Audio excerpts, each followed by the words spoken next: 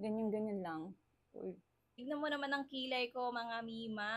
Pak na pak. Hi mga Mimazor, hirap din ba kayong magkilay sa sarili nyo? Pues meron tayong solution dyan. Etong eyebrow powder stamp. Ayan. Meron siyang kasamang different types of eyebrow shape. Ayan.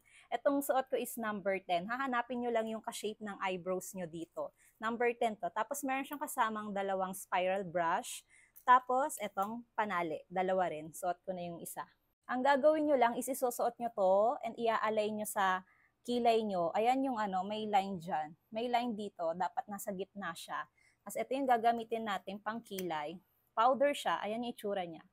Ayan. Ang kulay nito is dark brown number 4. Ganito yung gagawin nyo. Ganyan-ganyan lang. Uy, napasobra ako.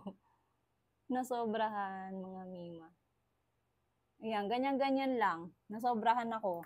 Tapos, gaganyan ko na lang.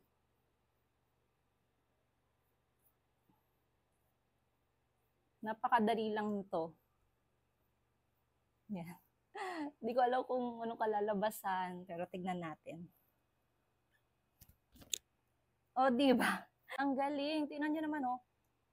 Pak. So sa mga nahihirapang magkilay dyan, alam nyo na, ito, eyebrow powder stamp. Ang dali lang gamitin, Diyos ko. Tignan nyo naman yung kilay ko, pak na pak. Ilalagay ko na lang yung link sa yellow basket.